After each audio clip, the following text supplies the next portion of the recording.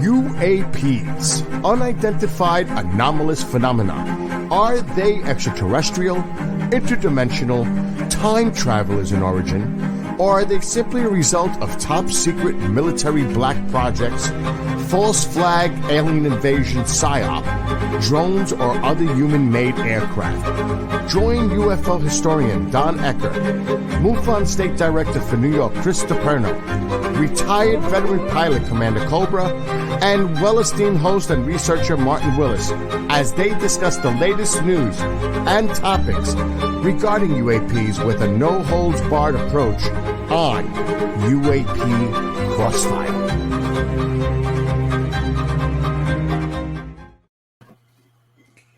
And ladies and gentlemen, a very hearty welcome back to another brand new edition of UAP Crossfire.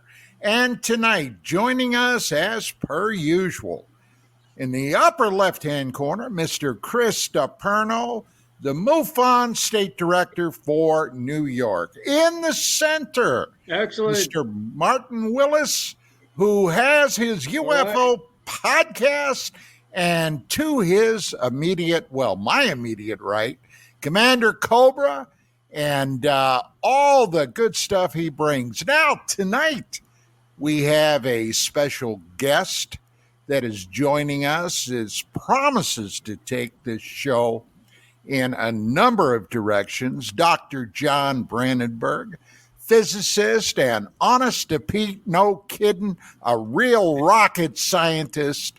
And tonight, I am your host, Don Ecker. I've been here since the beginning, much to the dismay of many. And with that being said, let's get this party started. Gentlemen, Chris, very good. Tell me, are you still snowed under up there in upper New York State? No, this is the craziest weather. It was 60 degrees the other day. Wow. And the snow is melting. I mean, we actually can see sidewalks now. And dogs are not getting stuck out in the middle of the snow. We don't have to dig them out. And so far, we haven't found any bodies in the snowbank. So, I mean, this is so far been a wonderful. That's a plus. Yeah. Well, we had a lot of bodies last year in the snowbank. It wasn't good when you were walking down the sidewalk and saw somebody's ankle hanging out the snowbank. Oh God! Yeah, it's never. And this is true. I'm not making it up. That's how they never good when you're finding bodies out your front door. Yeah, Martin, how about Wisconsin. You're way down south now, aren't you? Yes, for the winter down in South Carolina, y'all. It's pretty decent weather down here, in the 60s. Balloon shoot down headquarters, South Carolina. Ah, right. Yeah. All good here. Well, I woke up this morning. I had to go in and give a test at the VA hospital. Did you pass? Today because I won't know until tomorrow. Uh-oh. But anyway, I got a doctor's appointment tomorrow, just a routine thing. And I got to tell you, man, it was 38 degrees right here in sunny Southern California. That's crazy. We had freaking ice on our windshield. Oh, God. Freaking Unheard ice. of. I can't believe it. How many times have you seen that? We didn't forget you, Commander. But how many times have you seen that, Don? Not very often. Let me tell you that. Not very often at all. And getting now over to Commander Cobra, who lives up in Little Antarctica. Commander, how's that weather been up your way? Well, we're warmer than sunny California, and we're expected to hit the high 50s this weekend. So wow, that's just before the snowstorm comes after that groundhog predicted in early spring. So we're going to get one more. We're going to get one more slap up the side of the head. Another former Pennsylvanian who's screwing over the rest of us for sure. Well, let me tell you what. Here we go. We just are leaving this god-awful apocalyptic rainstorm that's been hanging in here for, good God, over a week. The mudslides and the road closures and trees coming down. It's unprecedented, by God. John, if I can just grab one quick second, airing of this show, because we do it live, I do want to note that not very far from you, sadly, we lost a Marine crew in a 53 flying from Creech Field back to San Diego. And I'm sure the weather played a part in that tragic loss. We lost all 5 Marines. 5 Marines, yes. Oh, boy. Yes, that was. Who else would be flying in weather like that, except the Marines? Somewhat very true. Special Forces. Special Forces. That's who would be flying in that kind of weather if they had to. And now, tonight's guest, Dr. John Brandenburg. John, welcome back. A pleasure and an honor. How the heck have you been? I'm actually pretty well. I'm recovering from a cold, so you may notice the presence of Kleenex every once in a while. But it's a pleasure, always a pleasure and honor to be with you guys, especially you, Dawn. So it's great to be here. And we have a lot to talk about. Yeah, the UAP thing. Now, do you personally know yourself? Have you ever spoken with Sean Kirkpatrick? Oh, no, not at all. Nope, no. He and I moved in different circles when I was in D.C. So, okay. And I left D.C. in 2002 after 9/11. And took my kids down to Kennedy Space Center, where I worked then for 5 years before moving to tropical Wisconsin. And so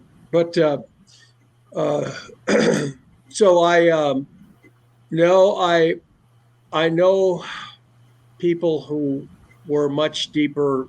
I worked in what's called Central MASINT organization then. It was MASINT means Measurements and Scientific Intelligence. So I was basically a scientific advisor to people from various import-export agencies and the military intel types, and heard a lot of interesting things around the coffee machine and the water cooler. Let me put it that way. Yeah, I'll bet you did. Which I then put in as science fiction. I said, I always wanted to write some science fiction. When I was at my farewell luncheon before going to Florida, I told the people I'd worked with, I said, well, I'd like to write a science fiction novel and maybe put some of the stuff in I heard, in the hall and around the water cooler into the novel. And they said, to my surprise, they said, very good, John, just as long as it's labeled science fiction. So I did that, and they told me they would read the novel, and they did.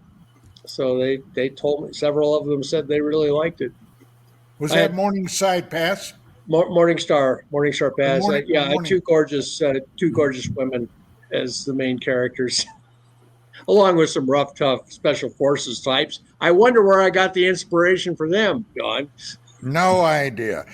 Well, look, we've been banging on the UAP question now, actually, since the beginning of this series, this episode, UAP Crossfire. Now, John, as our guest tonight, as a genuine, honest to Pete, no kidding, physicist and rocket scientist, what is your take right now, with everything you've seen, everything you've heard, on disclosure? Do you think that disclosure will finally happen?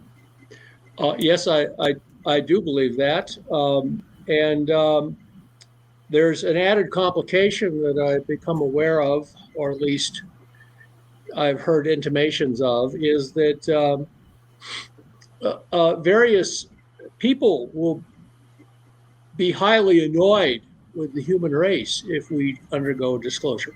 if we do disclosure. The cover-up is essential to the operations of, let's just say, some other powers here at Earth. That's my understanding.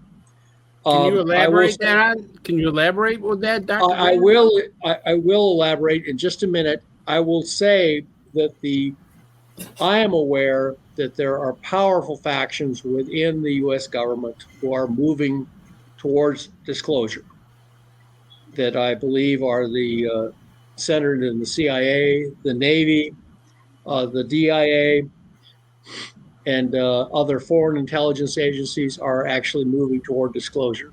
And this is being resisted by other factions in the U.S. government who don't want disclosure to happen till doomsday. And as far as elaborating, and I shared this with Dawn once again, in 1990, I published an article in the MUFON Journal where I had done an estimate of alien intentions regarding the Earth. And that is, why would anybody come here from outer space, put on great displays of power to try to impress the natives, flying over Washington, D.C. in 1952, investigating showing great interest in our nuclear weapons stockpile, beginning at Roswell, where all our then present nuclear weapons were stored, and then doing hybridization with abductions and hybridization with people, with human beings. And I concluded that the hybridization was aimed to create a hybrid species that could then populate the Earth because it would have the human immune system on board so that it could colonize the Earth. So I published that in 1990. I just sent Don a copy of that article. I can certainly make it available to anybody. And so I then interpreted the behavior of the group most principally reported to be involved in the abduction operations and hybridization what are called the Greys, or there's different terminologies for them, but the little short gray guys with big head, they look like their heads are big. Actually, their heads are about the same size as ours, but their bodies are scrawny and they're short, so they look really brainy. But the fact that there is a cover up by the government helps them to carry out this intention. Now, I shared this. I got a lot of very positive feedback, including from people who I know were within the UFO cover up that I had run into in Washington, D.C. when I worked in there. And they said it was the first thing they'd read about ufology that made any sense. And in particular, Hal Puthoff reported that he was very alarmed by this hypothesis and was going to make sure that everyone he worked with was aware of it. I was also intensely criticized by members of the UFO community who I described them as the rainbows and unicorns crowd, who couldn't believe the Space Brothers would ever have a hostile thought towards the human race. Anyway, so I believe that at least one group is intent on taking this planet for their own genetic offspring. The only thing that will survive of humanity is an immune system that's been transplanted into primarily the gray physiology, and this, unfortunately, the cover-up aids this operation because it allows them to, unmolested by the military or anybody else, carry out these abductions and also all animal mutilations, which are just that's the standard horse head in the bed from Godfather. That's terrorization.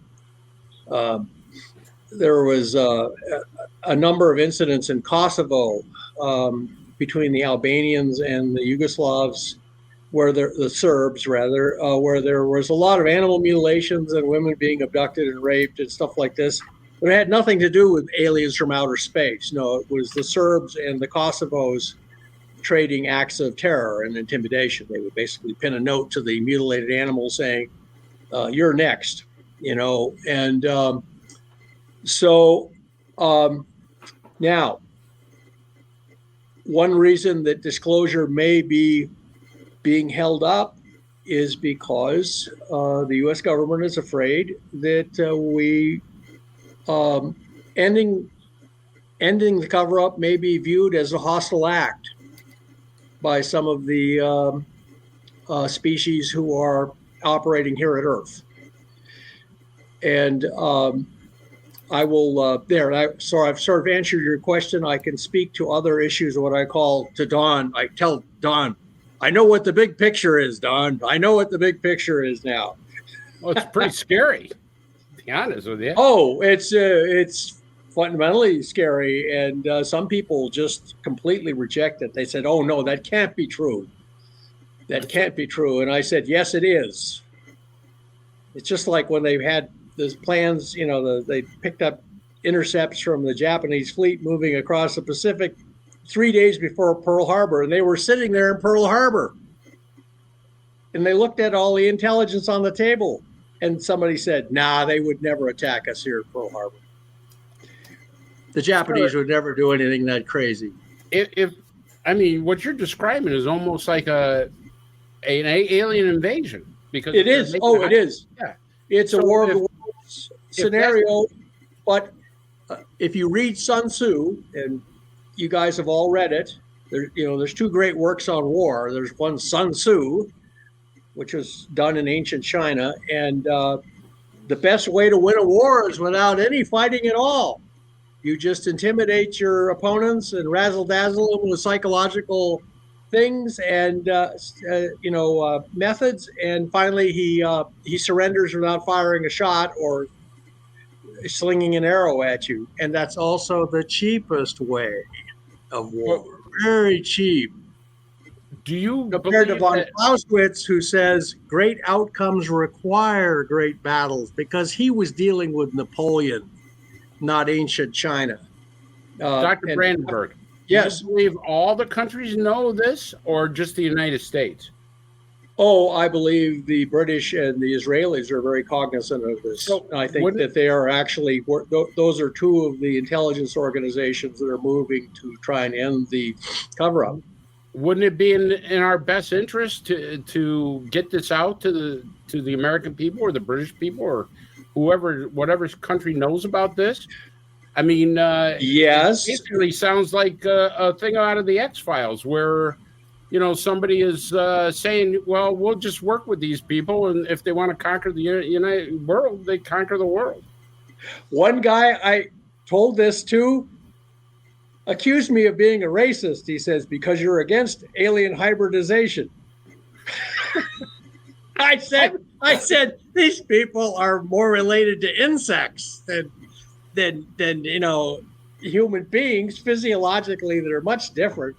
I said, that's crazy. I told him a joke from my novel, by the way, that's told by an abductee.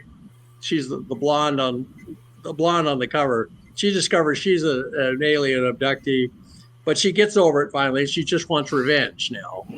But she says her joke is an alien walks into a bar, a gray alien, and sees an attractive woman sitting at a table. And she says, he says to her, didn't I abduct you once? And she looks him up and down and says, yeah, I think that's right, but I'm not interested. As I remember it, you don't have any genitalia. And he says, that's not a problem anymore. I just got a big promotion. Because of social insects, only the very upper crust, the drones and the queen. Intergalactic humor, no doubt. Intergalactic humor. I'm sorry. It's for a very sophisticated Martin. audience. Go yes, ahead. Yes, Martin. First of all, I want to say I'm very proudly claiming that he actually sold the horse head that was in the Godfather at auction. I think it was 2009. And, the prop. Right. I was out in California. Yeah. I was thinking, when did you sell this? I think it was 2009. But anyway, you could find it online. I thought it had gotten pretty ripe by then, Oh, no, it wasn't a real horse head. Oh, it wasn't real. It was a fake horse head, yeah. But it looked real. But anyway, addressing the immune system. Yes. What about when it comes to things, like genetic research, how they see that even the Neanderthals had, an immune system, and how it develops through, all the changes in the environment and what we're up against for pathogens, all that during the many generations. They find, I guess they're studying the great white shark of all things. Apparently, he has a nice been here immune so long. system. What? Yeah. It's been here forever too. Yeah. Yeah. So if you're going to operate on Earth as part of the biosphere, you have to have an immune system. If you're going to be an advanced animal, I mean, advanced more than a microbe, you have to have an immune system against all the pathogens, especially viruses in the environment and other microbes, Staphylococcus. This was, of course, the miracle that saved the human race in the H.G. Wells novel, War of the Worlds, which was the first novel about an alien, an invasion from outer space. And I read that thing, and I was as a young man, I was very deeply impressed with it. By the way, one of the things that he mentioned basically was the psychological collapse of the human race in the face of this assault by the Martian war machines. But on occasions, artillery and naval gunfire brought down the alien tripods. It wasn't, if the human race had just gotten organized and fought back ferociously like it was supposed to, they could have stopped the Martians, because they had one thing where a artillery shell went right into the hood on the top of the tripod, and it knocked it down. And then of course the iron that just was called a torpedo ram or what it was, knocked down 4 alien tripods. So he was a good writer, and he knew that psychological aspects in warfare, in conflict, are almost as important as technological ones. And so I published that to make the alert that we were facing a dire threat to the future of human existence. And I got a positive response from a lot of people. So I know that's out in the system now. And I'm very... There's a great question in chat. Say, do you think the Greys have an agreement with the government, and that's why they're not disclosing this? Do you think there's some kind of agreement? There's always been I'm 100%. I'm 100% sure that. Right. There's always been a rumor that Eisenhower had an agreement that abductions could take place and experimented on as long as we get technology. Is there any? Do you know of any truth to that? Or well, I first learned of this possibility from John Lear, who did fly for Air America, and he was close to. Actually, it was Continental Airlines, and this theme of an agreement with the government actually goes back to Lear's original hypotheses that he put up on the original Paranet computer bulletin board service, okay, and then on the computer serve. What the hell was it? CompuServe, CIS, CompuServe information. That's where this originally originated. I just thought I'd throw that in. it has now been echoed by the former head of the Israeli Space Intelligence Service in 2 years ago. He says, yes, we have an agreement with some alien group. He didn't single out which one. Now, the story I heard was that Eisenhower met with Pleiadian kind of people or very humanoid aliens, and that was, they wanted us to give up our nuclear weapons. And he wisely said, if they're not important, why do you want us to give them up? So, and I'm smiling as I tell you all of this because I'm half Viking and I'm also part Irish. So the prospect of the human race having a fighting chance, now that we understand the situation, doesn't bother me in the least. I grew up in a rough town. I didn't have the same kind of experiences that Don Ecker here has, but you notice he's not running out of the room screaming, hearing about this, that we could be in for some serious trouble. But the human race is used to wars. Mm-hmm. And about to enter a new one. What? Well, we're about to enter a new one. Well, I was telling Don, Don pointed out that the whole planet seems to be gripped with this nameless anxiety, and I think it's because of disclosure, and that's put us in a very bad mood. And we could, but remember when the Foo Fighters arrived? They arrived in mass in the middle of World War II.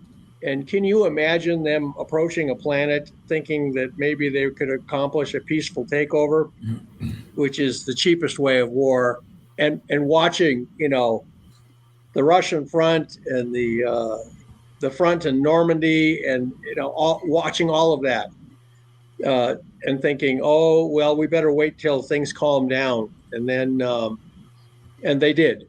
They waited till things calmed down and tried to intimidate Eisenhower and Truman. I mean, flying a bunch of UFOs over the U.S. Capitol in 1952 after Roswell, that's just straight geopolitical intimidation.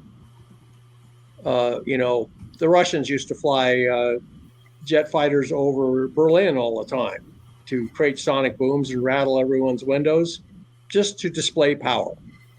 And this was, so my analysis of this, and people say the military would have done me good, but I've worked in defense my entire career.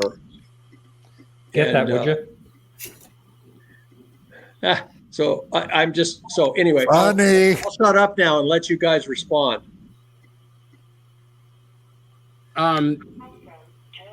Go ahead, Mark. Commander Cobra, do you want to hit anything? Yeah, Dr. Brandenburg, as always, great to see you. Thank you, Commander. On my show back in the old days. Let me ask this: what do you think the motivation is to make an agreement where the end result is you're not going to survive? Obviously, the people that made the agreement know this. They just figure they're going to be eaten last, as the expression goes. What's the motivation there? I think their initial motivation was that they trusted, they felt intimidated by the aliens and kind of wanted to get along to move along with them. They felt that their technology was far superior to ours, that we weren't spacefaring, we had no space capabilities. We barely had nuclear weapons. I think that they thought that they could manage this relationship. And then it's only, I mean, when I wrote this thing and some of the people from the inside, and I put it in the novel, by the way, Morning Star Pass, The Collapse of the UFO Era, people reacted like, oh my God, could this be true? So it was, I think that it was a revelation to a lot of people. Now, so I think that people did not think that was what was going to happen. We basically had to just connect the dots, and like every intelligence estimate of enemy intentions, you basically come up with your best guess, and that's what I did. And apparently, so I'm very glad I did it, and I still believe it strongly, and I believe that the UFO cover-up aids and abets this program to try to make hybrid beings to colonize the Earth with. Well, So- John, let me just butt in for 1 second, Commander. Sure. So you agree with my contention that there is a quote unquote core secret to this? Yes. Yes, and I it do. is encompassed by a special access program, which Yes, I by do. its very nature, only a handful of that many people knew what the real story was. Exactly, Don. You put it very concisely in your disclosure document. Yes, there is a core secret, and I think this is it. Now, yes, but Commander, please continue. I'll be quiet. The core secret is two parts as you're presenting it, Doctor. The core secret is, yes, we've had alien contact, and we know that this alien contact is not friendly. That Yes. ultimately it's to displace us on this planet. That is Correct. the goal of one group at least. Now, would you agree with me that that is what is driving a lot of the various infighting to release this secret? And the reason I say that is the folks that would sign up for this deal and try to extend it, to try to make this as slow as possible, are dying, generationally are slipping away. And now you find out that there's quite a debt on the family farm, and you're trying to figure out, how do I pay that debt off? How do I get that mortgage redone so that I have a chance to till the land, so to speak? Is that Right. what we're up against? Is this what the infighting is against? I think I'm not sure. Unfortunately, in the UFO cover-up realm, it's like Wall Street. Those who know don't say, and those who say don't know. I'm working with just partial knowledge Sure. and reports. I've just connected a bunch of dots. I told one audience, I said, when your head is a hammer, everything looks like a nail. But I went through the Cold War and the War on Terror, and I was in Washington, D.C. in 9/11, and I know that enormous mistakes and miscalculations by this government occur. So I know that. I know we are capable of just absolutely gross miscalculations. And I think that is what has happened here. And so, Commander, I would say that I don't understand the motivations for why they would want to continue disclosure. However, I'll give you one hint. It was the same fellow who accused me of being racist because I was opposing the little short gray guys making hybrids of the human race. I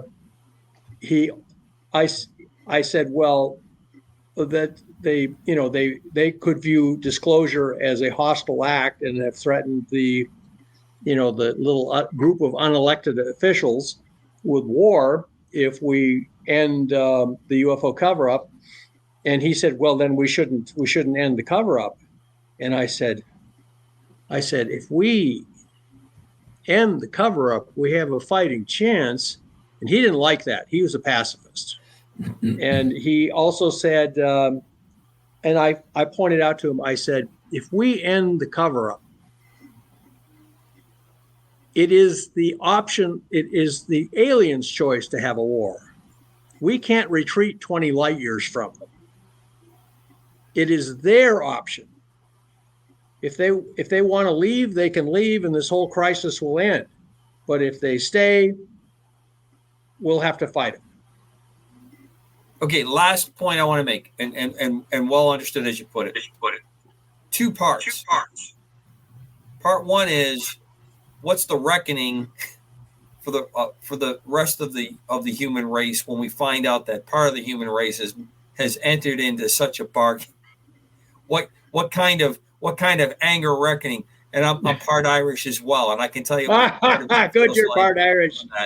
So that's part one, and part two is a little bit more, I think, almost hopeful in a very dark way. What I mean by that is, it seems to me that we have the means to fight back in a significant way that would make this not a worthwhile enterprise for our would-be conquerors. Your thoughts on those? That's right. Let's see. Okay, so I'll try and answer your... The first part is, what do we do to our fellow betters who've decided this is the way to go? And then part two is, it seems to me that we have a means to successfully combat our invaders. I will answer the first question. I think that if we have to give a blanket pardon to everybody who is involved in this secret program in order to get them to tell us what they know, that will be worthwhile. I'll leave them to heaven as far as I'm concerned. Just give them a blanket pardon in return for full testimony. That's my suggestion. As far as us having a fighting chance, things have changed a lot since Eisenhower. We now have vast nuclear stockpiles. It's a quote from the movie Dune. It says, "He who can destroy a thing can control a thing."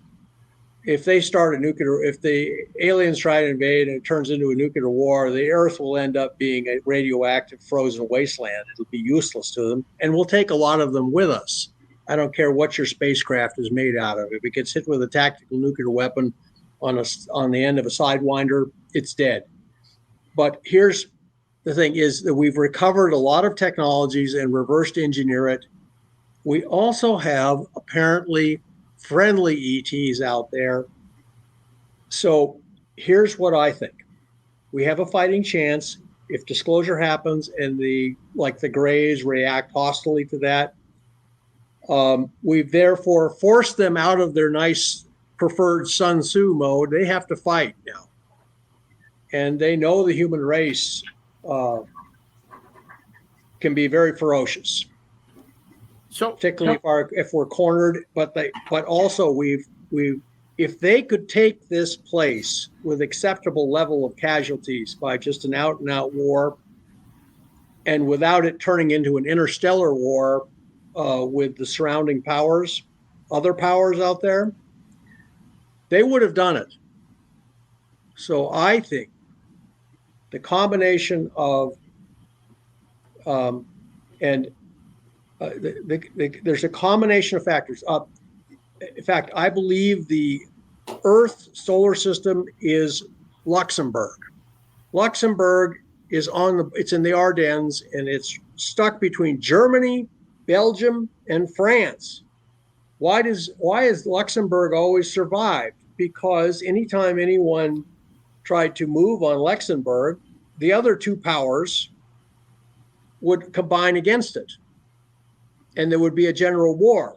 And especially if Belgium got involved, the British always had treaties with the Belgians. So it would turn into a European war if they tried to just take Luxembourg. So Luxembourg has survived because it's wedged between three major powers. So I think the human race, believe it or not, is in the same kind of strategic location. I ask you, how can many species reportedly visit here if this is not some sort of neutral zone? This doesn't seem to be a zone controlled by any one entity. I believe in organized crime, they call it open city. So I guess you're saying we're an open planet. We're an open city. In fact, if you look at and I've shown this to Dawn, we are actually in this almost dead center in what's called the local bubble. Look it up on the Google local bubble or local void. You'll find that we're surrounded by a wall of stars if you look down from the top of the galaxy, we're surrounded by a wall of stars, but our region has very few stars, and we're dead center in the middle of it.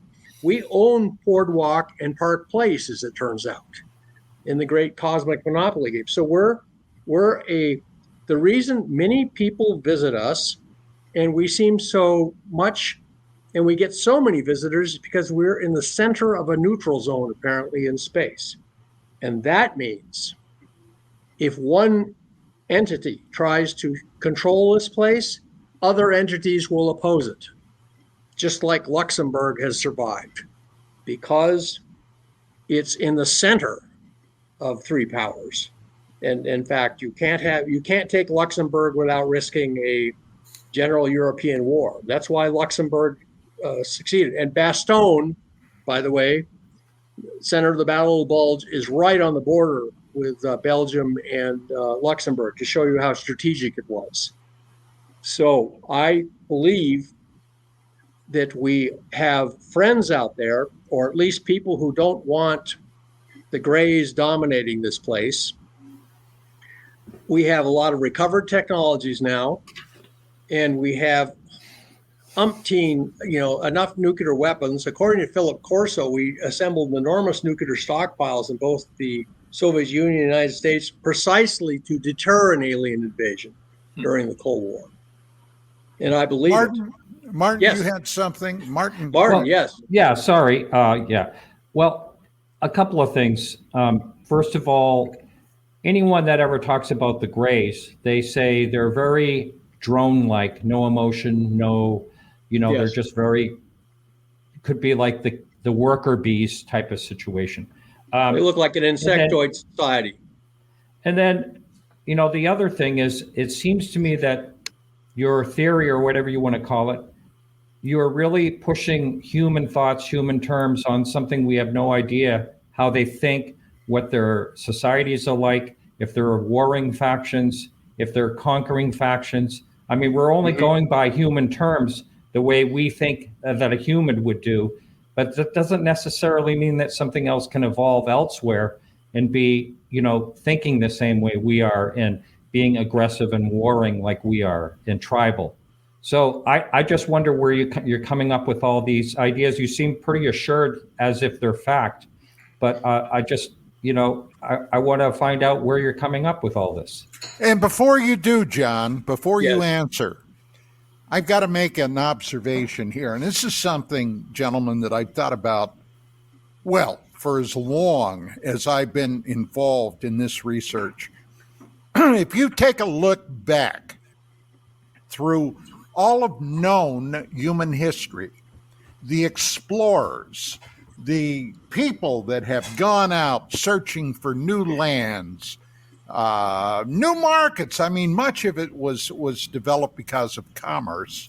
But if you go out and you look at who those people were, my heaven, right here in the North American and Central and South America continents, the Spanish, when they came over, were exceedingly aggressive. Every exploring nation around the globe that has sent their explorers out there to find new lands, new opportunities, were aggressive. They were, to kind of coin a term, they were the red meat eaters. Now, do you really think that in the cosmos, these alleged extraterrestrials would have been any different? An aggressive species to even get out in space and go hopping star to star. I maintain they would have to be.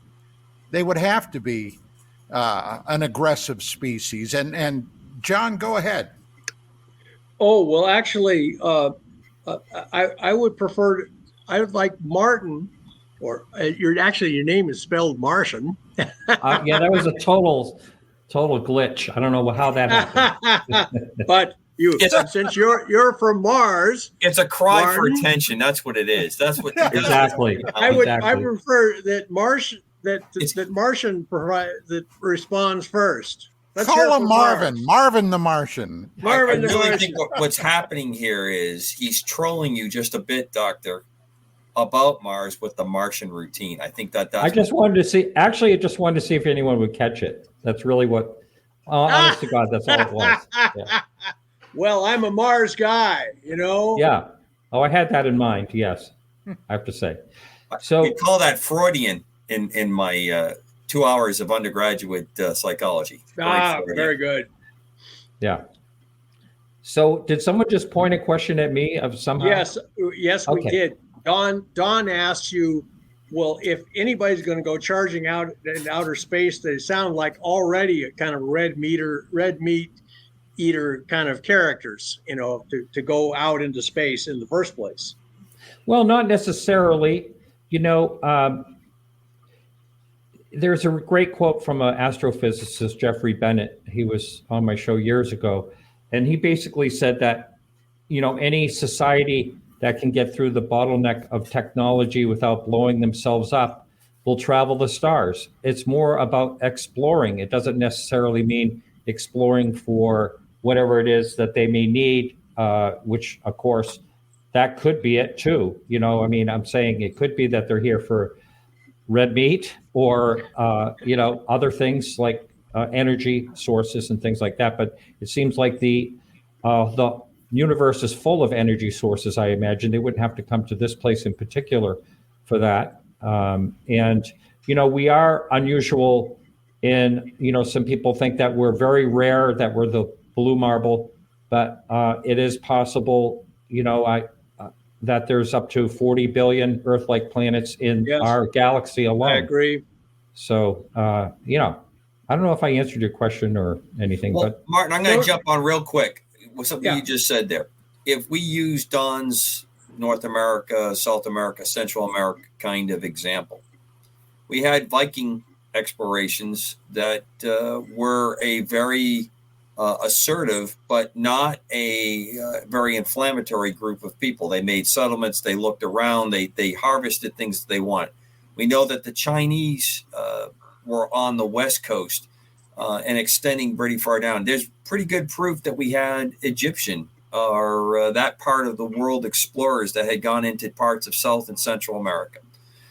So you have a number of groups, but when then you have the organized groups like Spain, and other more organized European powers. But look at Columbus. Columbus was pretty peaceful, but he also was a gatherer. He brought a number of Native Americans from this part of the world back to Europe.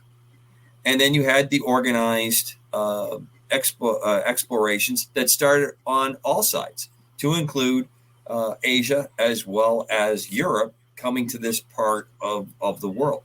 So I think there is room for both to fit in there. I think what Don and Dr. John, and obviously correct me, gentlemen, the ones that tend to make it stick are the ones that the good doctor said, who kind of view the world with their only tool in their hand or mandible is a hammer, and everything else is a nail to be struck. To tie that into what you said, Dr. Brandenburg. Yeah. When he's talking about the explorers, you know, also there was so much disease brought in and indigenous societies wiped out. And, you know, I mean, so there's the immune thing again. You know, whenever these new societies were met, there was always diseases sometimes wiping out entire societies. If you're an advanced society, you know that. You know that you're susceptible to that. Great book, Gun, Steel, and Gunpowder, talks about why things worked out the way they did on Earth, and genetically the interaction and what happened with germs is a very big part of it. If you're an advanced explorer coming here, you know that. I also want to point out that the Mongol invasions, you know, the first world conflict was the wars against the Mongols. I mean, the Europeans fought them, the Japanese fought them, the Chinese fought them, the Turks fought them, and they brought the Black Plague to Europe and everywhere else. Right. They killed off 1/4 of the population in Europe, and Wow. and in China, roughly the same amount. And the Mongols figured out that the Black Plague was contagious, so they would toss corpses with their catapults into the cities they were besieging, Right. so that it would spread. Pretty nice.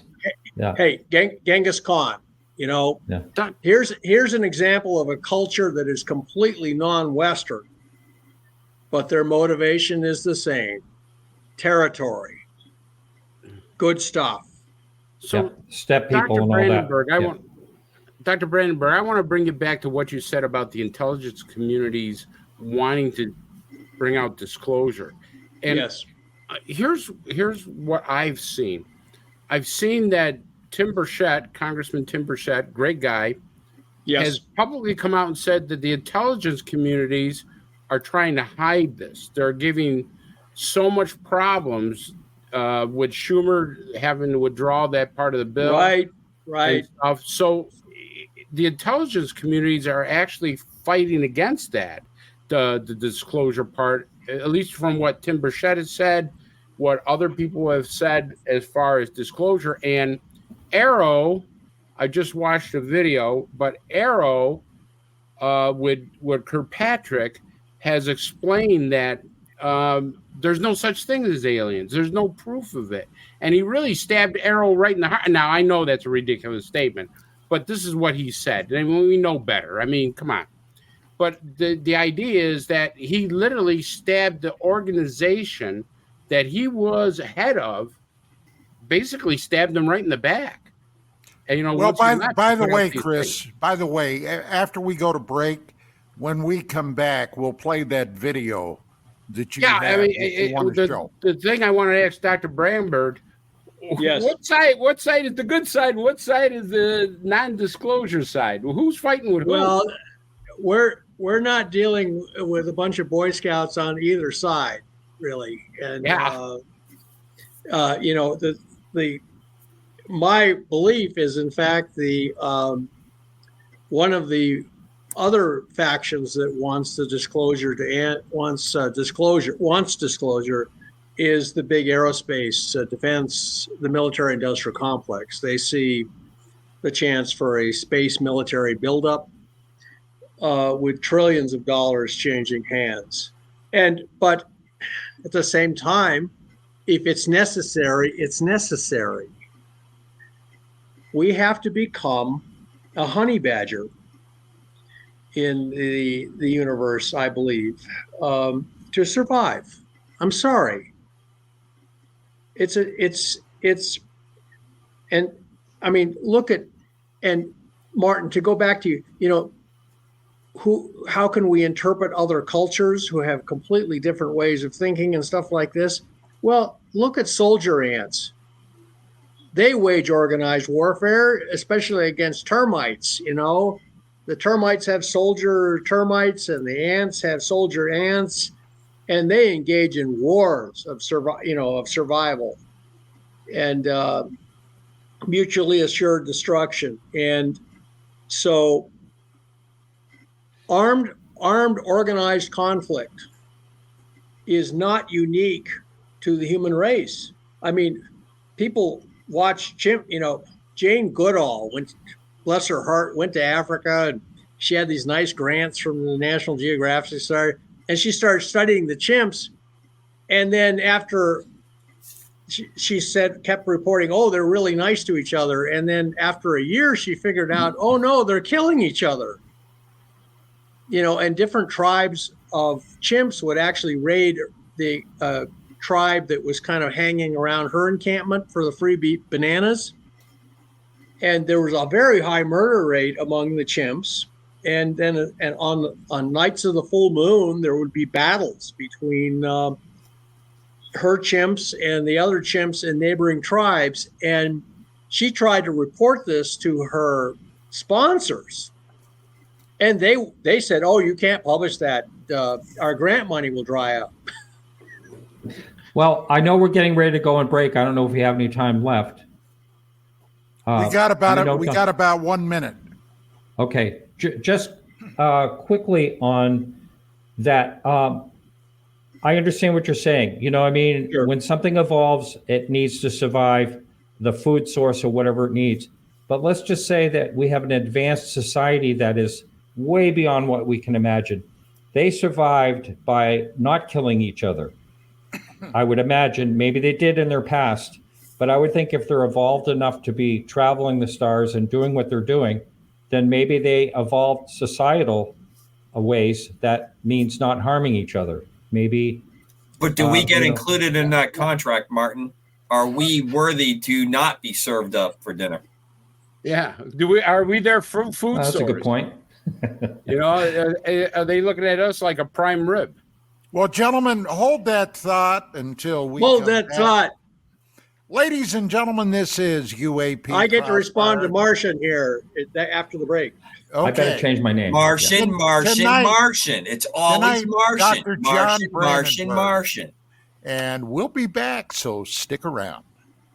Very good.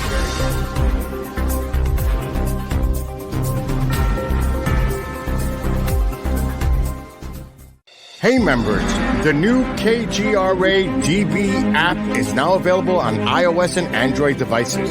Gain on-demand access to any KGRA DB programming. Download any show directly to your mobile device to listen or watch on the go. Go to the App Store and search KGRA DB.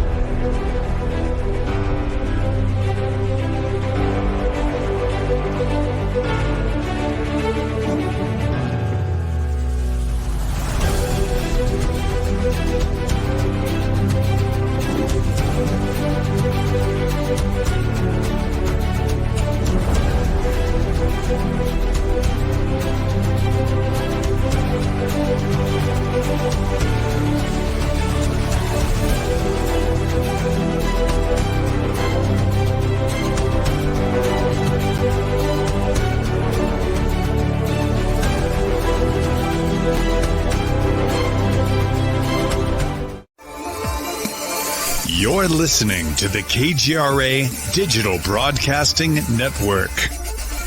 We provide unparalleled coverage of trending news in the world of ufology, cryptozoology, and paranormal phenomenon. Whether you're watching our video live stream or listening to one of our audio programs, you are getting the best from world-renowned researchers and hosts, guiding you through topics the mainstream won't touch. Miss one of your favorite programs? No problem. Head over to the members area at kgradb.com for access to our massive library of award-winning content. Make contact, stay connected, only at kgradb.com.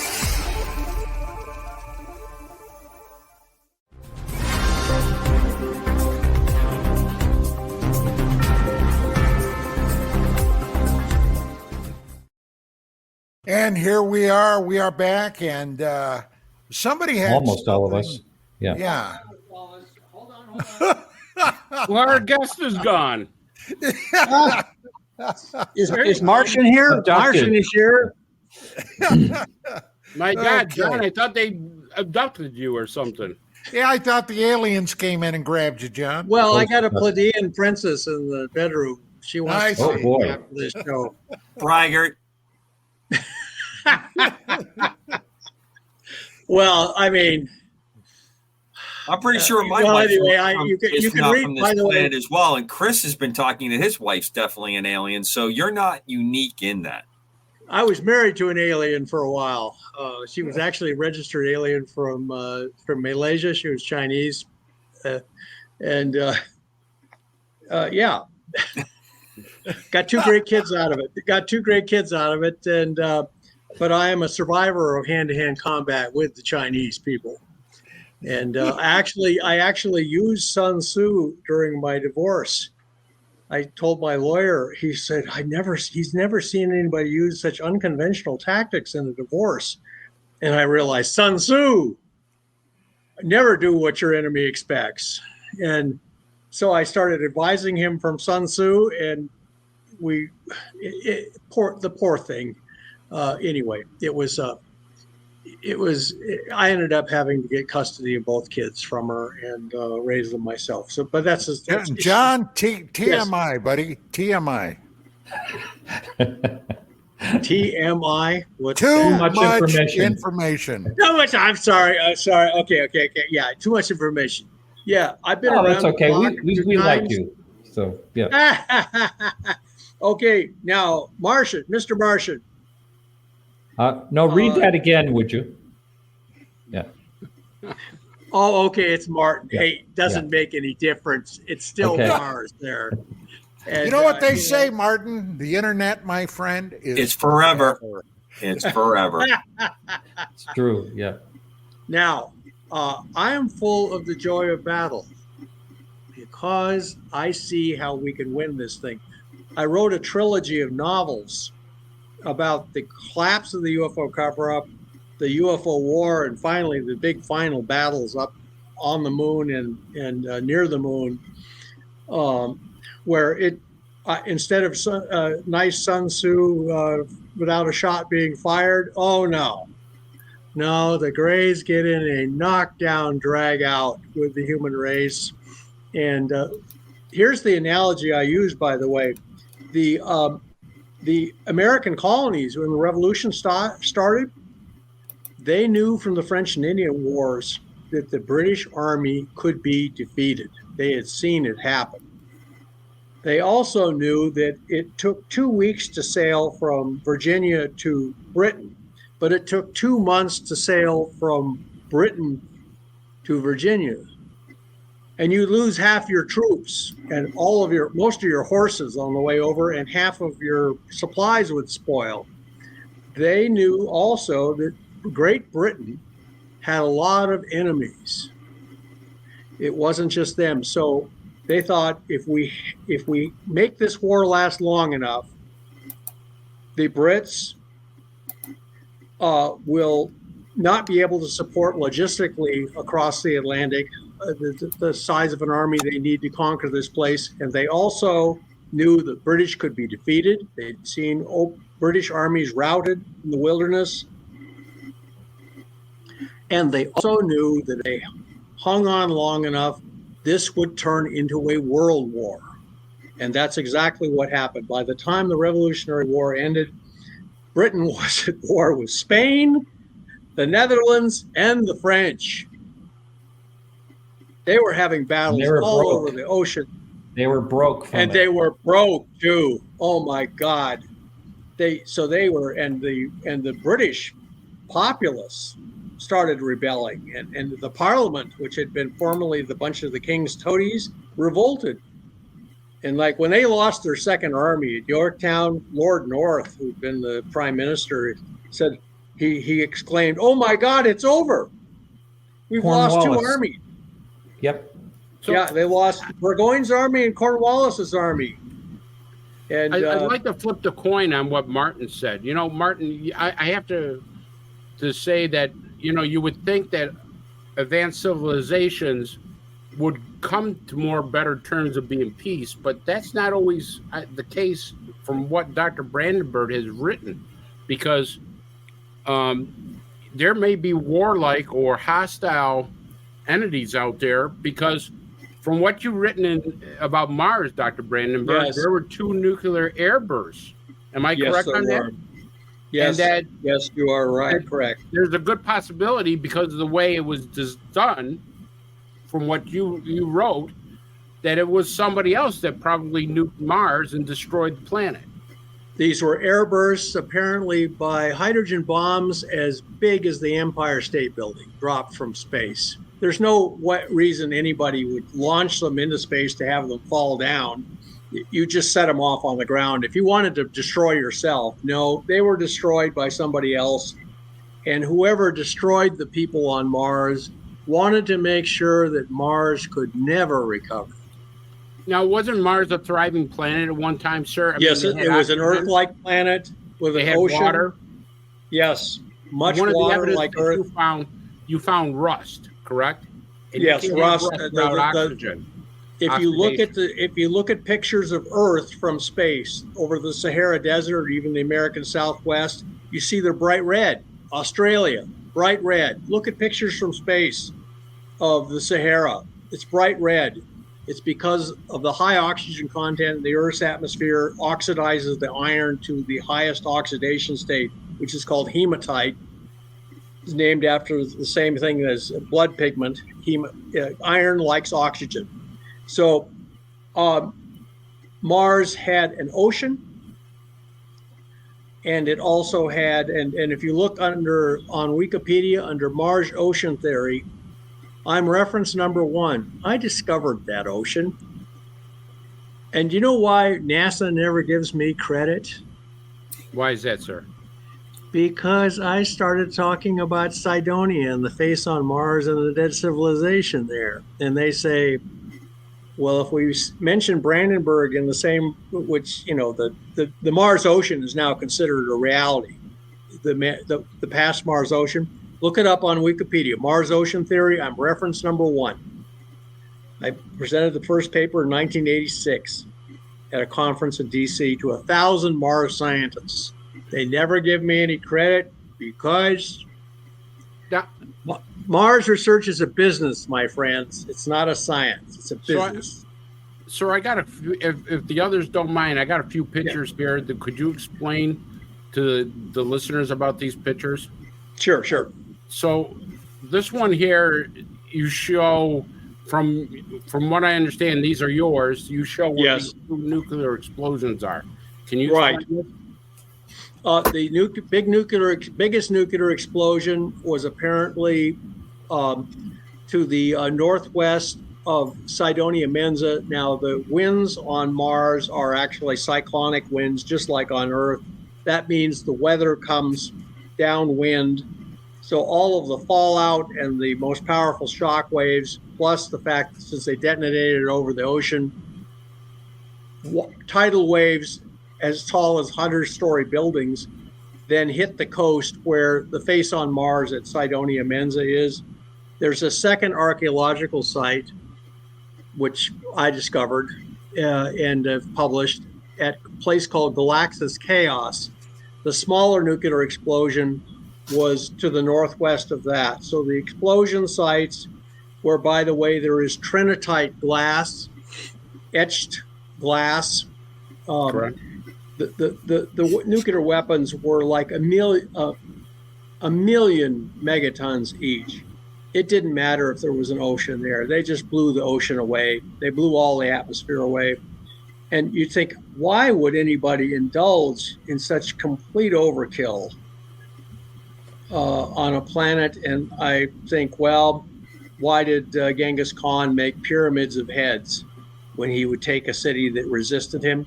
It was to make the other cities surrender quickly. Yes. Go ahead, Martin. The magnetosphere is why a lot of scientists have said that's how that Mars lost its water, its atmosphere. You're saying it had nothing to do with it? No, that's bullshit. I'm sorry. And is that the scientific term, Doctor? I just want to get that. That's a scientific term. Yes, yeah. Bullshit. Yeah. Profound. In fact, that is profound bullshit, because look at the planet Venus. It's closer to the sun. It has a very dense atmosphere. The solar wind's constantly, it's got a very dense atmosphere. It hasn't eroded its atmosphere at all. Well, it's a different type of atmosphere. And does that No, it's CO2. It's CO2, the same as Mars. We don't know do we know what Mars was on Mars for an atmosphere? It still has a bit of an atmosphere. It was originally that was wiped out. We don't know, but it looks like it was oxygen rich, had nitrogen, probably a lot of CO2 also to make a greenhouse. And methane. To trap heat. And methane, yes. And on Mars now, in the spring and summer, oxygen levels and methane levels in the atmosphere rise, and then they drop during the winter. Mars is breathing even now. It's got a residual tiny biosphere. And Martin, I realize this is all hard to digest. I've had to digest it for years. I will tell you, when I found out what probably happened on Mars, I will confide that I wept like a child for about 3 minutes. But I said, Brandenburg, get a grip on yourself. This is serious business. You get to get around yourself, and the good thing is, even though it's a terrible thing to discover, and Commander, I know you want to talk, Martin, the best thing is that we know it now. We know it. So I'm sorry, Commander, please. No, I John, we've had the talk on Mars, and I appreciate the deep emotional sentiment that you have. But that's how you kind of approach your science, and I like that. It has the conviction that I appreciate. But I've seen a couple things come up in chat. So 3 quick things. Sure. Audience is interested in your take on JFK. And I think they're asking from a conspiracy kind of capability. I've seen a couple pieces on it. Mars edits via Google, and what your impression on the Tic Tac. 3 things.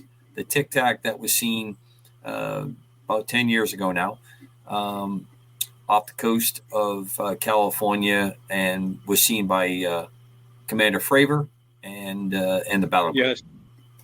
Your thoughts, please. The first question was, let's see. JFK. And I'm sorry. JFK. I'm drawing a mental block. If there's what your thoughts of cover-up, what was going on there? What do you think? Well, we all know that JFK was a rather colorful character in his private life, and he had a lot of enemies. And to me, it's quite plausible that a UFO cover-up faction would be one of the factions that wanted him dead because they felt he was about to make disclosure. And that is, we have it on good account that that's what he was going to use the speech in Dallas that he was supposed to give to talk about. Well, the reports were that he wanted to collaborate with the Soviet Union on the UFO question. Oh, yes. So there was you could understand a lot of people would be very unhappy with what he was plotting to do or intending to do. And we do have a memo between him and the CIA where he was talking about, bringing everybody up to speed on the UFO thing. And, but at the same time, remember the show Dallas? Yes. Yes. And JR got shot. And then there was the thing, who shot JR? And the Dallas police are investigating, and they basically had to rent an auditorium to interview all the people who might be suspects in the death in the trying to kill JR because he had so many enemies. And my favorite theory of why JFK was killed was that it was Joe DiMaggio put a contract out on him because he killed Marilyn Monroe, his former wife, that DiMaggio was still in love with. I mean, there were other women who apparently were killed because they'd had affairs with JFK and were ready to blab to the press about them. And so he had a whole bunch of skeletons in his closet. And so it is. And then there were the Cubans. The Cubanos. And the Cubans were betrayed by JFK. Yes, they were. Because they had purchased some surplus B-26 bombers from the Army Air Force. Well, then it was the Air Force. Yes. To bomb Cuba. And JFK wouldn't let them take off. And the Bay of Pigs turned into a fiasco. It it was, you say this government is not capable of incredible clusterfucks. I mean, pardon me. Pardon me for lapsing into scientific jargon here. Hey, I've worked with the Department of Defense and the intel agencies for a long time. And we never, ever say that word. We never use the F word. Never. Well, anyway, Martin, I can still see you're displeased. No, I no, know I this just, is all. I know this is all He looks like shocking. that all the time. I do. I'm always You displeased. got that because you called him out on the Martian thing. So he's going to be like that for the rest of the evening. He's always. Yeah, that's right. So let me ask you this, if I may. Are you the? I have heard about this nuclear weapon thing on Mars in the past, and I wondered, did it start with you? Were you the one that originated that theory? Yes. Yeah. He discovered. so. And so, xenon and what type 129. of strong evidence do you have that happened? Well, I was working. I spent 9.5 years at nuclear weapons labs, and at Livermore, where I did my graduate work, and then I was at Sandia Labs in Albuquerque, and I was investigating the Mars phase. We'd gone through two nuclear crises when I was at the labs. Both of them were kind of classified, but we all knew that we were getting very close to a nuclear war. And morale just collapsed at Sandia when first the nuclear winter thing came out, and then we had a crisis called Able Archer 83. You can look it up on Wikipedia. We came as close to a nuclear war as we did during the Cuban Missile Crisis, only it was classified. Nobody knew it was happening except people like us. And we didn't even know what exactly was happening. We just knew that the military was suddenly running around. So morale had collapsed at the lab. And then I saw the stuff on Mars, and I thought, oh gosh, if we found a dead civilization on Mars, then we could cooperate and both the Russians and us could go to Mars. The Cold War would end. That's what I did it. But as I was studying Mars at Sandia Labs, I was looking at a graph of the isotopes in the Martian atmosphere. And one of the people at the lab was looking at the graph. He was looking over my shoulder. I was standing in line to Xerox it. That's what you did in those days. We couldn't download stuff. So we had to go, if you found an article you liked, you had to go Xerox it the machine. So there's this line at the Xerox machine. It's in an unclassified area of the lab. It's the light. This guy's looking over my shoulder at this Martian, the relative abundance of different isotopes in the Martian atmosphere. And Mars is different from any other major reservoir in the solar system in that two isotopes, which are balanced everywhere else on Earth, on Jupiter, in the solar wind, in moon rocks, in almost all the meteorites, where one isotope, xenon 129, is almost exactly even with xenon 132. Those are two isotopes of xenon. But on Mars, there's 2.5 times more xenon 129. And he was looking over my shoulder and he says, "Can I look at that graph?" So Dr. I said, "Sure." Brandenburg, I think we got the graph right here. Can I show it? Is that okay? Yeah, just please do. Is that it? That's it. That's Earth, and Earth is Earth is the same as everybody else in the solar system, but Mars is dramatically different in terms of the amount of xenon isotope at 129. Now, he looked at that graph, and he was actually a very kind of genial, friendly fellow. We're standing in line together, we're talking about the weather and stuff, and he says, "Oh my God, somebody nuked them." And I knew there was a group at Sandia Labs that actually analyzed the atmosphere to look for signs of covert nuclear tests by monitoring isotopes in the atmosphere. Most of them are radioactive, but apparently xenon 129 spike like that is a signature of nuclear explosions. It's what's called R process. It only occurs in two places. You can look this up on Wikipedia. R process. It only occurs in two places: supernovas, star explosions, or new hydrogen bombs. And I found in the open literature from supernovas that the xenon 129 spike occurs, where there's a lot more xenon 129 produced than, and I presented that at, by the way, at one of the recent Mars Society meetings, nuclear explosions on Mars. You can look it up on YouTube. And so I found it in the open literature. And when I found it, by the way, I reported it to the Defense Intelligence Agency, which I knew had a Mars desk by that time.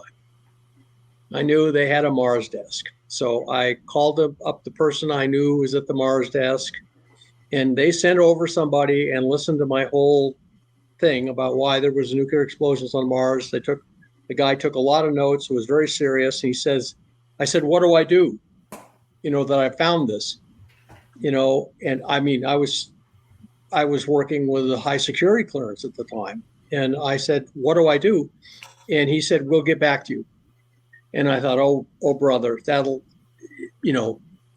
a million years from now, they'll answer. No, 6 weeks later, they sent me back a message through channels saying, we see no reason to classify this. Why don't you publish it? So they wanted it to come out. So you're talking to the clueless tool of the US government, or at least a faction within it. They wanted the nuclear war on Mars to come out. So I have brought it out.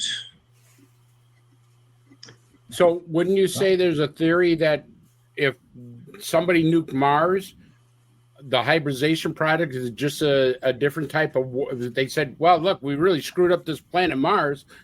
Maybe we can conquer this. Oh yeah, Mars was good to nobody after they nuked it. And by the way, that actually happened before the dinosaurs on Earth. It happened hundreds of billions of years ago. So whoever did it is long gone. And but you can imagine that if this planet, look at this planet compared to every other planet in the solar system, where would you want to live? Here. This planet is very valuable. It's got a lot of water, a lot of resources. It's got an atmosphere you can breathe without a spacesuit. It would be a great place to have. I mean,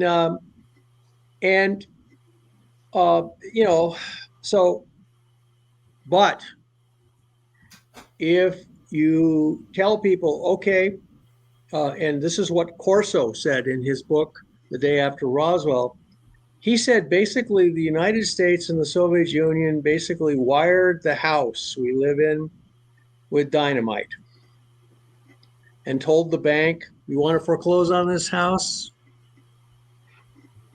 Be our guest.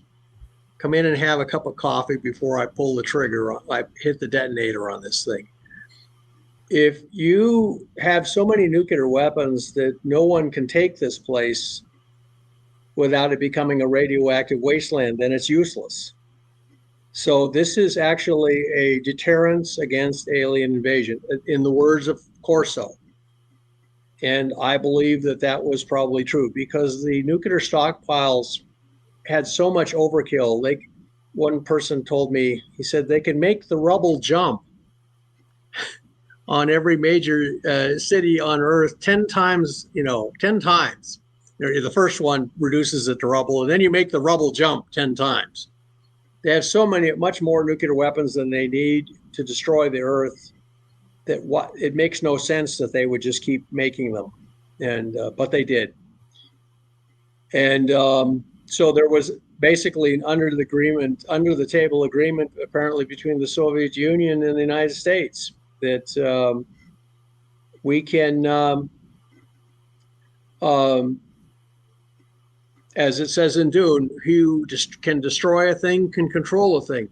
Yeah, by the way, I chose the strategy of trying to find some natural explanation for the xenon 129, a big natural nuclear explosion from natural nuclear reactors, which we know occurred on Earth, and that was to get it into the literature.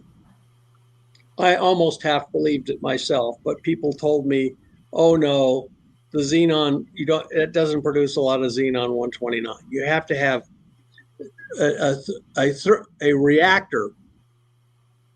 Even a natural nuclear reactor uses moderated neutrons. The neutrons are slow. They don't produce a lot of xenon 129. It's only rapid nuclear weapon explosions where the neutrons are very rapid, moving very rapidly at high energy, that make the xenon 129. So, but I was able to go to conferences and present the natural nuclear reactor on Mars that went unstable and blew up. But it would have left a big crater if that had happened on Mars, and the xenon spectrum would have been wrong. And so these were air bursts, and they were what's called R process, rapid high energy neutron driven processes. And that's what, and so, you know, there's a line in Star Wars, the original Star Wars movie. It's Governor Tarkin is asked, why are we going to destroy Alderaan when Princess Leia has just told us the alien base, the rebel base is at Tatooine or Dantooine. And he says, oh, Dantooine is far too remote to be a good example. The Death Star was a terror weapon. They wanted to terrorize people, so they blew up Alderaan to set an example to other planets. And I think that's why Mars was destroyed. It caused people trouble who wanted Mars. Mars was a nice planet, and they wanted it, and the Martians wouldn't. Martin, your buddies. What was that? Oh, that's a phone alert they give in Martians coming. What? Never mind. Our conversation is I'm being sorry, no, monitored. it's the CIA calling me, telling me to shut the fuck up. Again, tossing around the scientific terms. I'm sorry. Pardon me. I know there's if I can speak just for a second. Please do. I know. Mark. Yeah. Well, I know there's another theory out there. I'm just reading right now of the high levels of xenon 129 in the Martian atmosphere resulted from the decay of now extinct iodine 129 and indicate the planet underwent major differentiation and crust formation within the last 100 million years of its history. And this is something that was proposed by Professor Greenville Turner, Manchester University in the UK. 1996. When did he propose this? 1996. I'm sorry, 1996? Yeah. I'll link the article. Why would the people who are running the rovers on Mars, if there was a simple scientific explanation, natural scientific explanation for the xenon 129 excess, they would have broadcasted it. Instead, when they landed on Mars recently with a new Mars rover and resampled all of the gases in the Martian atmosphere, including xenon, they measured the same xenon 129 excess that was measured by the Vikings a half century ago. And they referred to the excess of the xenon 129 as a mystery. I can quote you, I can send you the article. And people 20 years ago also they revisited the issue and they said there is no because iodine 129, and I'm sorry, I'm going to get really technical here, and not with four-letter words, but just scientific jargon. Iodine 129 has a half-life of 16 million years, and it's made in nuclear weapon explosions. And it immediately gets in your thyroid and can kill you. Okay, so that has a half-life of 16 million years ago, and it's also made in supernovas, and it decays in the xenon 129. However, there's another isotope called plutonium-244 that has an 80 million year half-life. It makes a lot of xenon 132, the balancing one. So what you see in the Earth's atmosphere was the decay of a lot of primordial iodine 129 and then a lot of primordial plutonium-244. I can provide to Don the scientific article where this is discussed. The plutonium-244 component is seen in the Earth's atmosphere. It produces a spectrum of xenon around 132, and it's easy to see that when Earth got its ration of radioactive isotopes, basically the theory of why the solar system formed, there was a big supernova nearby. It compressed the gas and it condensed into the solar system. Okay, that meant the gas that made up the solar system originally was full of radioactive stuff from the supernova explosion. It was a big hydrogen bomb explosion in space. Okay, it produced a lot of iodine-129, which decays to xenon-129. It produces a lot of plutonium-244, which decays into xenon-132. The other half, by the way, it's called the Dolly Parton distribution, by the way, by Again, very scientific. because it's two peaks like that. And so now, okay, the iodine-129 all decays in 16 million years, and then, or half, it's decaying on that time scale. And then the plutonium-244 decays over 80 million years. So where is the result of the plutonium-244 decay on Mars? It's not there. It's not there. So, Dr. Brandenburg, do you think we have the ability to go to Mars now? The reason I asked I've actually published an article. The reason I asked that, I've been trying to. What's that? I said the reason I asked that is you invented a microwave electro-thermal plasma thruster using water. Yes, I did. That's your invention, correct? That's right. It's flying in space now, and it works. To go to another planet, am I correct on that? Yes, we can. I have a large one that runs at 75 kilowatts. I mean, the one they're running in space now uses microwave tubes from a standard microwave oven because they're very reliable and very efficient. And that's 1 kilowatt. You can run them on industrial microwaves at 75 kilowatts, and we've done it. And use water vapor as fuel. And so I have actually a model of that engine sitting in the corner of my living room as a conversation piece. And we tested it and it worked. And we can go to Mars in 90 days using the SLS that they just launched, the one that went around the moon. Mm-hmm. Ran beautifully, went by the numbers. We can go to the moon. It's a Saturn V class booster. And if we put a upper stage on it using about as much water as in a backyard swimming pool, you can boost 30 tons to Mars in 90 days. Why isn't Elon Musk or somebody not doing it? Well, Elon Musk has his own ideas surrounding. He wants to use methane to get to Mars. He's got his own plan. I tried to get him interested in this and didn't succeed. And he's got his own thing. And well, you might also ask, gee, people keep talking about life on Mars. We've landed on Mars 5 times. We landed on Mars half a century ago. We tested the soil for life, got weird results. They said weird chemistry going on in the soil. They found life. They've landed now 5 times on Mars, in the last decade. They have new advanced technologies. They can just stick into the ground and detect microbes. Have they done another life test on the Mars landers? No, they have not.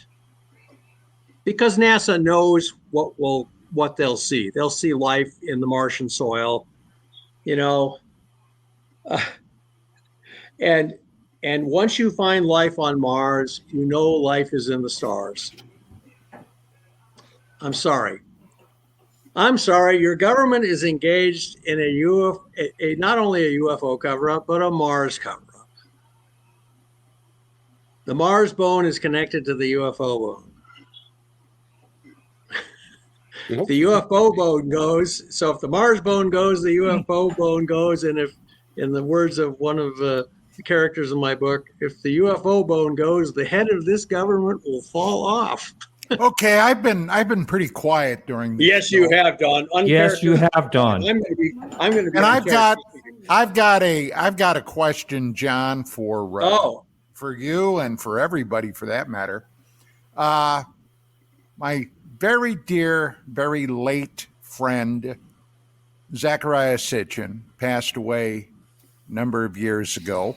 Yes. And he wrote a series of books which ultimately ended up a historical analysis of the human race, especially in regard to ET. Now, his book that came out around 1988-89, titled Genesis Revisited, actually was the book that put me on to the story of the Phobos 2 Soviet probe that encountered a huge anomaly in Mars orbit. But in that book, Sitchin related from sources he had in the Soviet Space Agency. There was still a Soviet Union then, okay? Yep. That when Phobos 2 went to Mars, okay, before it ultimately was destroyed, it was doing a surface scan of the Martian planetoid, the Martian planet, and detected quite a few what Sitchin termed as hot spots on Mars. Yes. Now, Sitchin theorized that these were reactivated space bases. Now, everybody almost universally agreed that Mars is geologically dead. Okay. Of course it is. So, if that's it's what everyone dead, says. Where in the hell did the hot spots come from? John, do you have any theory about that? Well, let me first tell you, as a piano player in the whorehouse that is the Mars science community. Ask me what goes on upstairs. I don't know. I just play the piano here. And no, if they're now recording Mars earthquakes, how can you say the planet is geologically dead if it's having earthquakes? And then they have told us they've sworn on a stack of Bibles that there are no hot spots on Mars. And yet one of the volcanoes apparently erupted. It produced this, they said it was a weird linear cloud came out of the top of this mountain. It stretched for like 1,000 miles, and it was obviously volcanic plume. And they said, well, it's just a weird cloud. We don't understand it. These people, it's just like, Fauci, being asked about COVID, couldn't recollect exactly any of the facts 100 times during the hearings, apparently. The NASA determines what questions get asked, what inquiries get made, what research is focused on, because it controls the grants. And I can tell you from my stint in academia at the University of Central Florida that the modern university system, academia, runs on grant money. If you don't bring in grants, you don't get tenure. You don't get raised to being full professor. And you can kiss your chances of being head of the department here goodbye if you don't bring in grant money every year. I'd worked as a defense contractor, but I'd never worked in such a money grubbing place as academia that I experienced at University of Central Florida, right down there next to the Space Center. And these scientists, they're just trying to have a career, and they have to toe the line. If they go to NASA headquarters and say, I'd like to investigate why the oxygen levels in the Martian atmosphere rise in the spring and summer, and the methane levels also. The person at the desk at NASA says, we'd prefer you investigated something else. And if you want any grant money from us, you're going to play ball. And so they fall into line because their career depends on getting grant money from the government. So the government controls the agenda, the questions that are asked, and the answers that are given are all controlled by NASA, especially JPL concerning Mars, by the grant, because they control the grant money to academia. I'm sorry. Martin, I can see you're upset by this. You're upset again. I'm saying all these upsetting things. Commander, no, I'm reading. Dark glasses. I've been reading about that there's a paper, a research paper, I guess, from two scientists that say that Alba Mons has been erupting nonstop for the last 500 million years. This just came out in January 2023. So I think it's interesting. That's all. Well, I wish I had the pictures of the strange linear cloud, they called it, stretching from the summit of this one volcano. But what would that? What would an erupting volcano? I mean, I know it's not there's no tectonic plates as far as I know on Mars, but supposedly there's a rather frustrated tectonic plates. The Valles Marineris looks very similar to, at least to me, to an attempt to separate a continent on Mars, but it just couldn't do it. In Africa, there's what's called the Great Rift Valley, and it's where part of Africa is trying to secede from the rest of the continent. No doubt this will create many tribal wars when it happens. If anybody survives. The French will become immediately involved but so there's this big rift valley in Africa, and the Valles Marineris, if you took away God forbid, if you took away all the vegetation and atmosphere from Earth, you would see this long trench that looks just like the Valles Marineris, only it's in Africa. And so that's what I think. And the Valles Marineris terminates with a bunch of spider cracks and then 3 volcanoes. And one of them, I believe, is Ariza Mons. And so there does look like there was an attempted tectonic plate formation, but it failed. It just couldn't do it. Well, the core that's really what a rotating core is what causes a magnetosphere. Is that that's right? A rotating liquid core. So supposedly that stopped, like 4 billion years ago or something, long time ago. Yeah, Mars is only 1/8 the mass of the Earth. So that has a lot to do with things staying on it so too. It cooled like off. atmosphere. It cooled off quicker. Earth still has a lot of geothermal heat, and that runs the.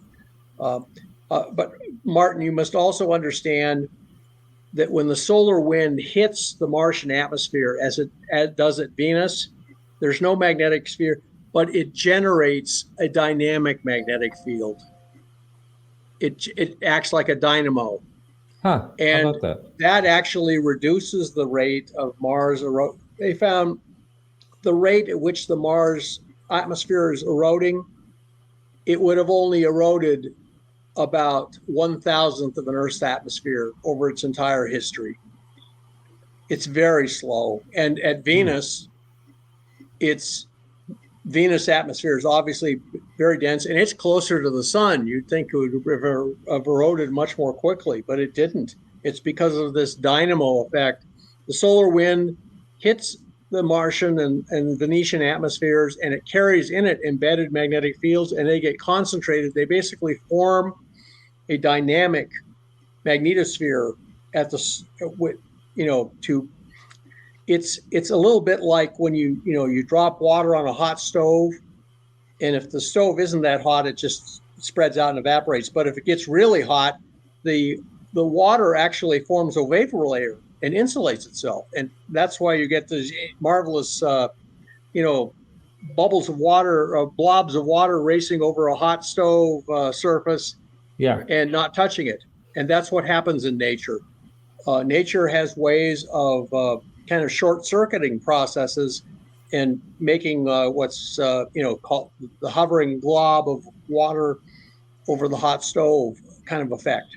Now, using that example, Doctor, when you form a chemical process in that blob, that's what causes it to change its form, and it either succumbs to the heat or it goes by sublimation right into a gaseous state and causes all those things to happen. I mean, it's almost impossible to see all the possible effects that come out when you drop, but all those things are happening. So you spent a lot of time defining different elements of that process. Yes. That occurs over and over again, instantaneously, but repeating in almost an infinite amount of opportunities. Once again, the math major, trying to prove that he has some kind of, knock here that he can throw it on there. I won't throw the F word because you and Don have used it way too much tonight. But I want you to know that in the math. I apologize for that. I object. I did not use that word. Yes, you did. Before we came on the air, that doesn't count. Like, you dropped that like the hydrogen bomb as big as the Empire State Building on Mars before we came on here. Okay? Well, let's be honest. That happened. Hey, Doctor, our producer's got a question for you. Sure. He wants to ask about the Russian scientist Eugene Podnikov or whatever the hell it is. That Moscow called back and confiscated his research. Oh, they did. As soon as he started seeing anti-gravity in his lab, and he was doing his work in, I think it was Finland. The KGB showed up and said, "You're going back to Russia, comrade." And they packed up him and all of his stuff and packed him off to Russia. And he wanted to ask if the Tic Tacs are ours, or do the Russians have an advanced propulsion system? Because they're bragging about their hypersonic. I don't really know. I tend to think the Tic Tacs. Wait until Tucker Carlson's interview comes out. We'll find out. Yeah.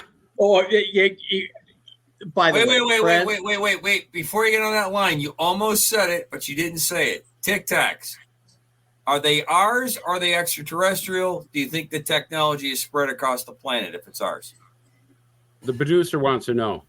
Oh, I tend to think the Tic Tacs are extraterrestrial. That's my own. Finally, someone on my. That's my own. Yes, but someone's on my side. There you go, Martin. Yeah, finally. I got a quick question, if you don't mind, going back to the Xenon 129. Couldn't that have been produced by the formation process of Mars? Because that is a stable isotope of Xe. Oh, it is, and so is 132. But like I said, the Xenon 129 decays over 16 million. So you've got a bunch of Xenon 129 forming in the Martian atmosphere. So you had an initial spike, maybe. And then the plutonium-244, which is roughly in equal amounts, it decays and produces the other half of the Dolly Parton distribution. And people had said, oh, well, Mars released all the stuff from the iodine 129, but for some reason confiscated all of the stuff from 80 million years, 60 million years later from the plutonium-244, and has kept it confiscated for 4.5 billion years.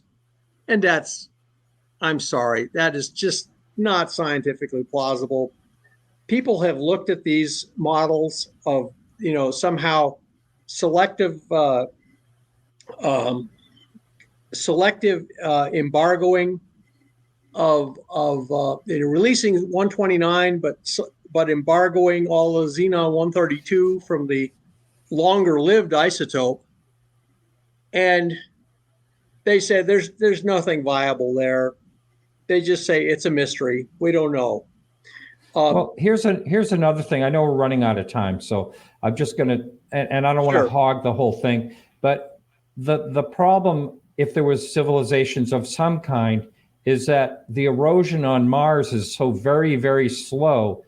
Wouldn't you, even if so much time has gone by, but wouldn't you still, because of the very slow erosion, you'd see some type of signs of civilization? I'm not talking about the face, which is, an image that they've proven is a natural, unless you have an argument against that. I do, but please continue. Please continue. No, that's basically, that's really. We got just under 4 minutes, gentlemen. Yeah, that's it for me. I really have talked too much on this show. No, you haven't, Martin. You made very good comment. All of you guys have been great to work with on this thing. Doctor, what about fusion? One of the. Oh my God! Now you want to talk about something really controversial. You only have 3 minutes to give us the whole. 3 minutes to talk about fusion. No, 2 minutes and 30 seconds. Don, that's got to be a subject for a different thing. I'm sorry, Chris. Yeah, it really does. Okay, so note that the doctor does not want to talk about fusion. Everybody on the planet, listen to this. He's backing away from fusion. It's very controversial. Martin, just to answer your question. It's always good to see you. You're right.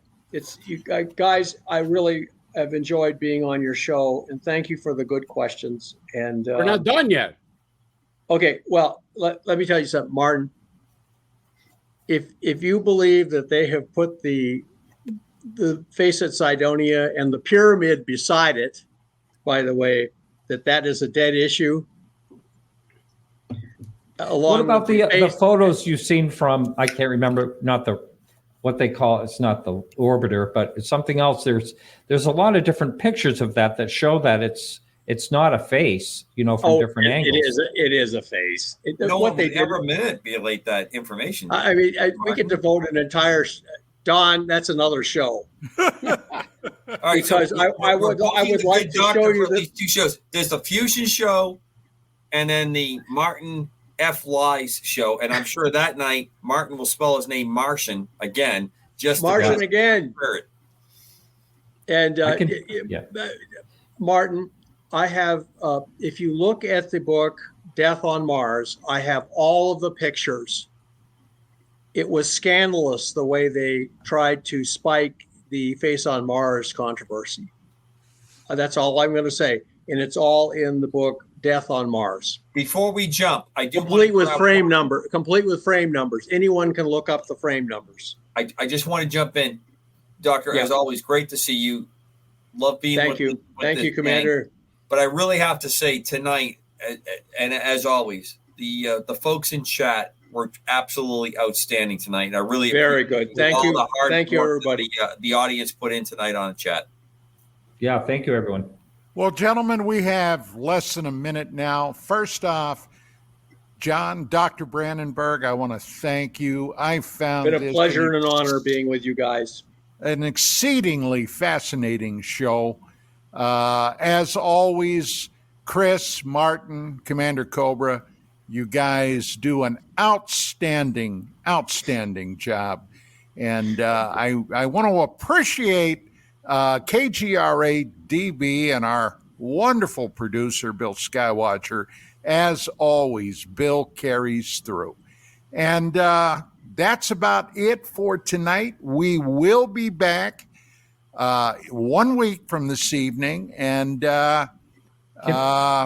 let me put a shameless plug in for my show, Dark Matters Radio. I think my wife, who was the founder and publisher of UFO Magazine, has finally agreed to join me this coming Monday. So that's something to look forward to. Hey, all right, ladies and gentlemen, thank you so much. This is the sound of two hands clapping, by the way. And Chris will be back next week with a great guest. Yes. Oh, yeah, James Goodall. We're going to have James Goodall. Have a great weekend. The Super Bowl this weekend. Don't forget. What's Go 49.